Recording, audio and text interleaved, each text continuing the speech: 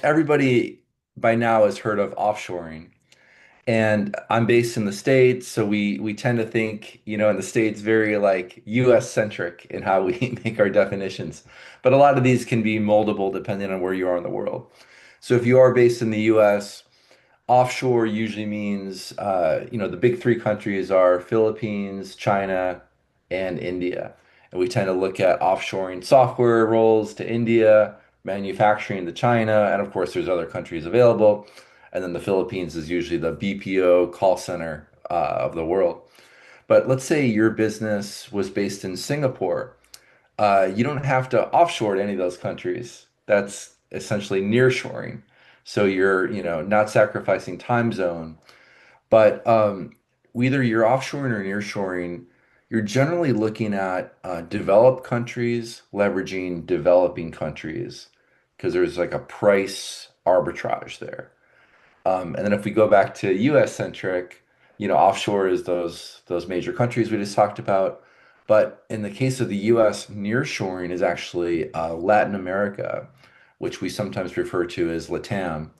And in Latin America, you've got the same time zone.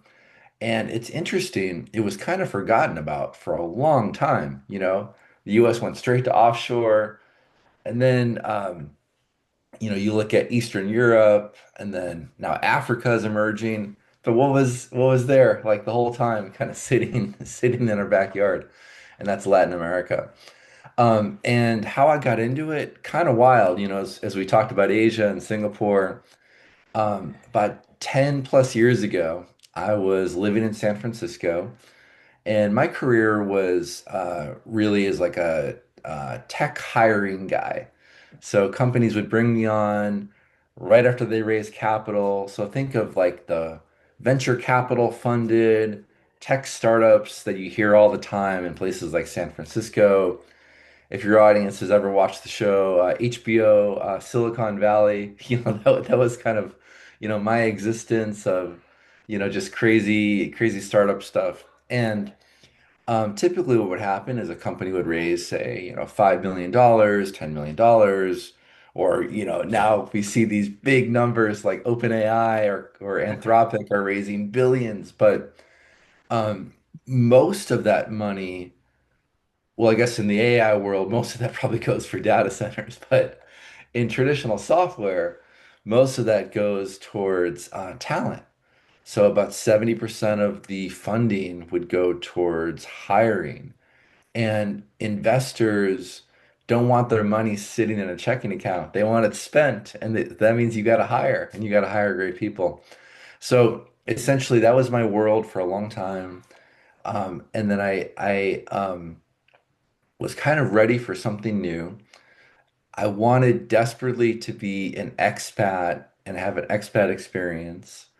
And I really wanted it to be in Asia. And I had done like some trips before. I was in a grad school program where I got a degree from UCLA, but also National University of Singapore and US. And for the US audience that might not know, NUS is one of the better schools in Asia. So I thought that would kind of open my world up for expat experience. It didn't go like I thought, but I did connect with someone who was running a pretty large fintech financial technology company in Shanghai, China, and you know he didn't want to hire me to be an expat there because I didn't speak Chinese, but I think he liked my ambition, initiative, trying to like make stuff happen. So he said, "Hey, if you ever have any other ideas, let me know."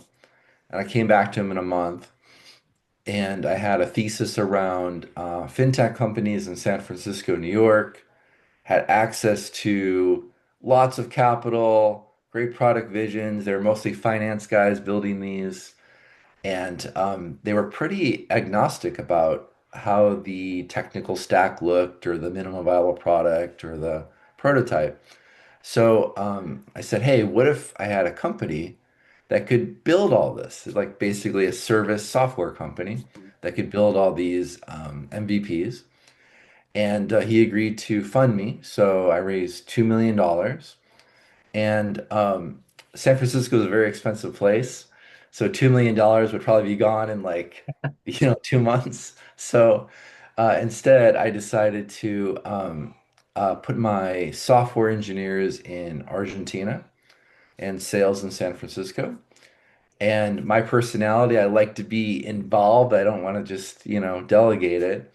So I moved. I moved to Buenos Aires, Argentina, and that kind of kicked off a 10-year run of building businesses all over Latin America, supporting the US and enriched in the talent and the volatility of the region and the inflation and everything. But that's what nearshoring is, and that's how I got into the world of it.